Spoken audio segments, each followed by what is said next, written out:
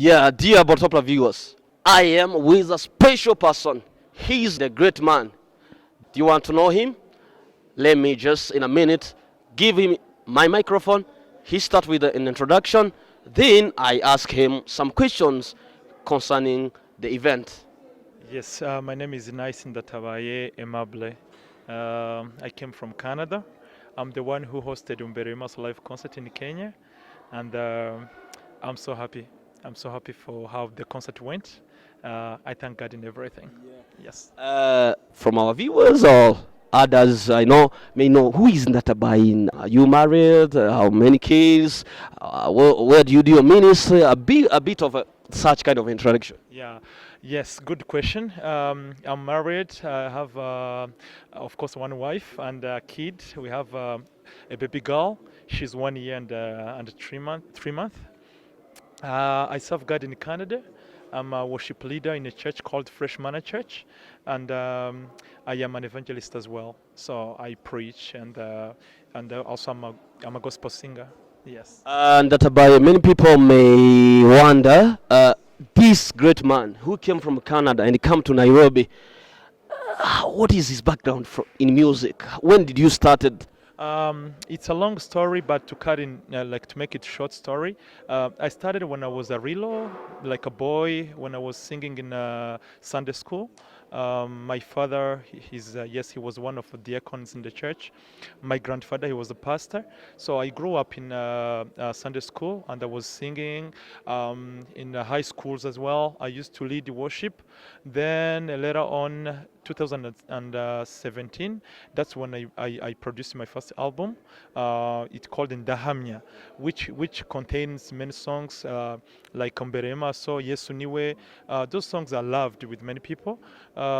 So that's when I started, and I hosted a big concert in Canada where I invited Israel Mbonyi and also Gentimi Sigaro.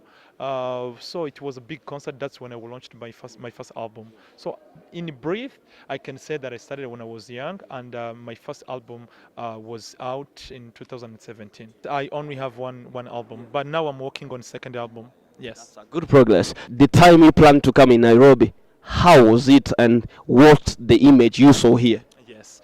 Of course, planning is a really bit tough. Like when you planning some things, especially like me who lives in abroad, like in Canada, it's hard. But I thank God because I have many people helping me. They were here in the ground, trying to plan everything, like music and coordinating everything. So today it was beyond my imaginations. I was really touched and I was impressed to see people full in this hall, and then how they praised God, how the presence of God was in this building. I was so touched and thankful. Yes. So, as an artist, can someone rely on music and make a living or money? Probably you can give an according to the aspect from people in America or here or in general or anywhere people from our community. Yes, for sure. Yes, I have some people who like does music. They sing, of course, this gospel music in the church, and they're producers as well.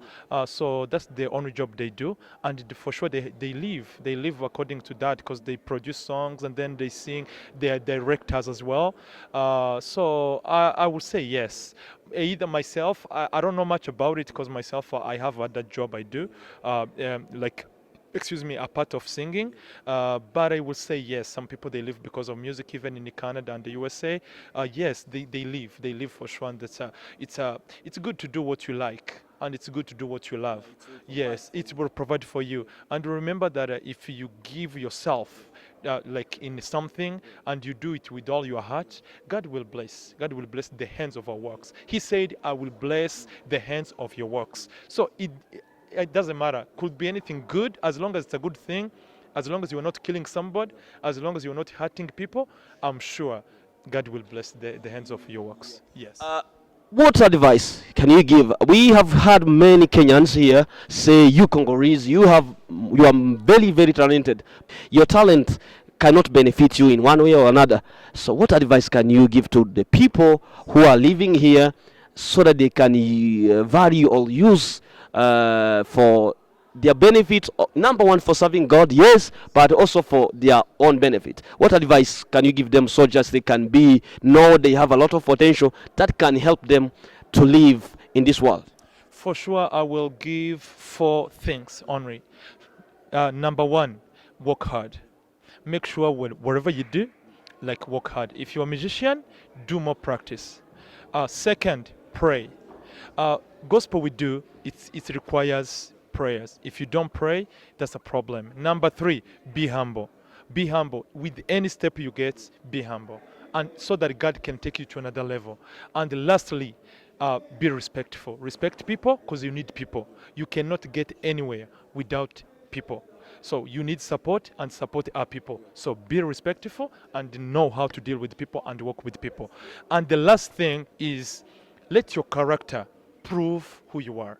Because the message we give to people has to match with the characters. So make sure you are good in characters and in the gospel we give. Let's don't sometimes we it comes different. What we say, when you do some research, you find it's different with who you are. So let who we are matches with what we speak and what we say. That's when our gospel will be received and God will bless us. One word to the people who supported you or who have been here in your press and coordinated everything. Uh, just one word I can say is giving thanks. For sure, I love people, especially anyone who supports gospel music. Thanks for everyone who shared flyers and who helped doing advertisement for this concert. Just one word I can say: May God bless you. You did a great things, and then it was so important in my life. I and my family, we thank you. Yes. Thank you very much, Nice, for your time and giving Botopla viewers your point of view concerning the event that you organized. Thank you very much. Thank you so much. God bless. Uyu munsi concert twayitiriye umbereye maso.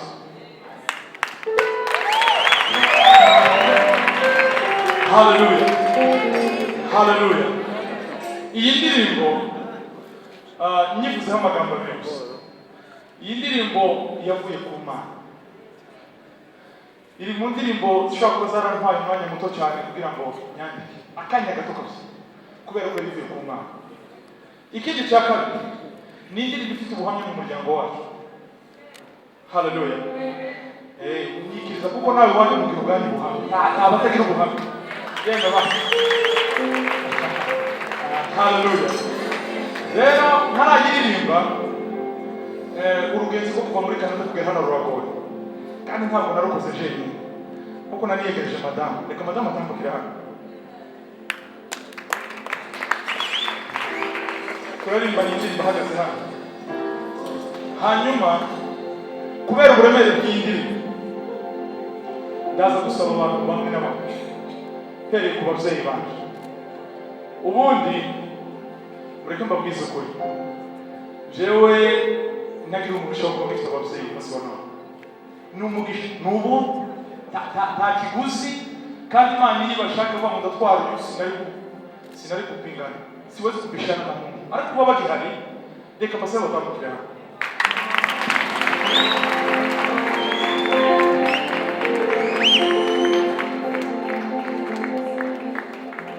Uyu ni mama reka muhore nubwo ndi muremure kuki nta munsi ndumva ko mama wanjye atari uw'agaciro.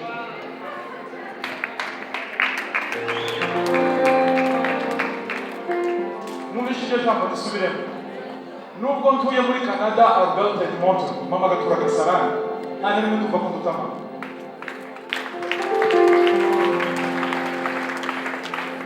Mama sinshaka kuvuga andi magambo menshi reka nkomeze kuri papa. Papa nibukiraho ikintu kimwe aho naba ndi hose, niba kuba mpagaze mu muhamagaro uyu munsi wa none nkaba narabashije kubaka mfite madamu ni umubyeyi mwiza.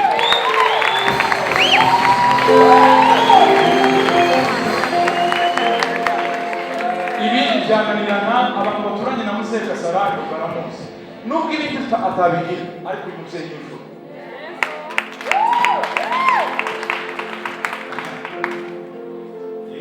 Furaha yetu hiki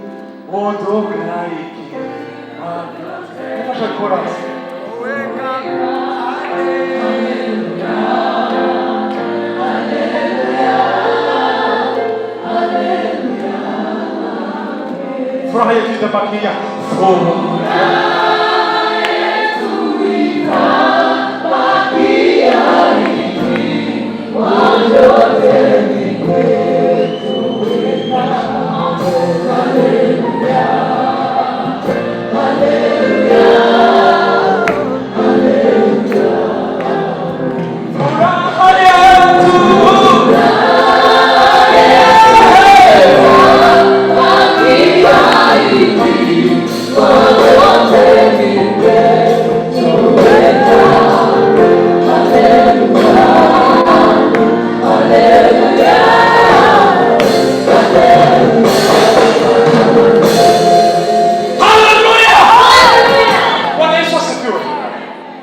Ijambo rya nyuma mbere ko turimba Umbereye Maso.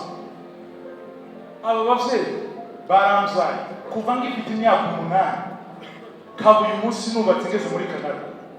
Ndabikesha mushiki wanje mukuru yari witwa Perusi. Natamukirana niwo wandeze kuva muri akana ajana ku ishuri akazaza mbere kumwe n'abana biwe kugeza uyu munsi. N'umufasha wiwe utari hano. Nzamusanga i Kigali ariko aba bantu sizabigaruka mu buzima bwanjye.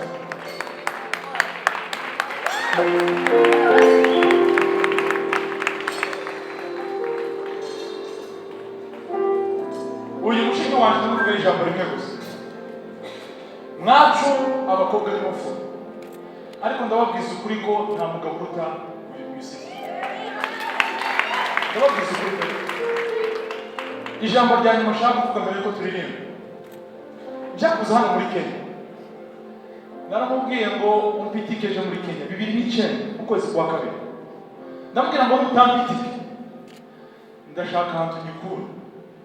Kandi mu buryo butari bukunze hano. Arayiba.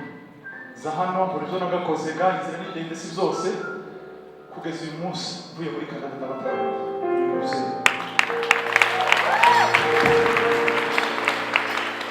Sinabavuga bose, hari bamuyomba hano, hari abandi hano ba sister bandi n'aba bof n'ibirebere simbivuga. Reka turekera uturirimba. Ariko icyo nshaka kubabwira nuko hari impamvu uri muri uwo muryango.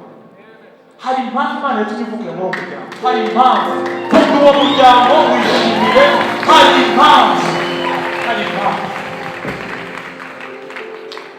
Muzamuri ibiganza turirimba na Umbereye Maso. Yesu tubereye maso.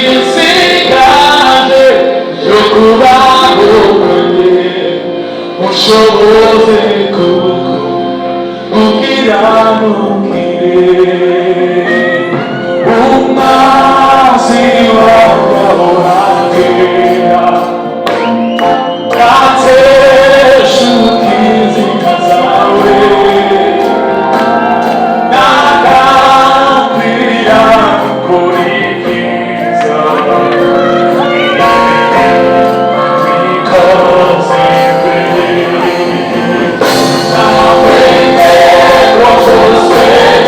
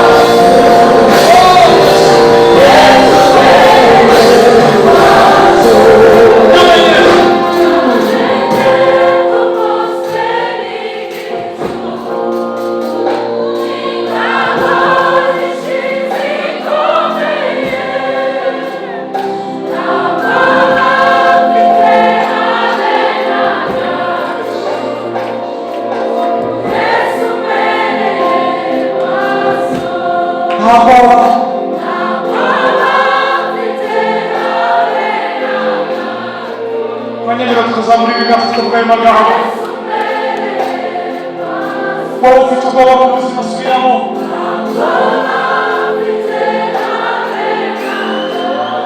Wowe urwaye yaze gukira.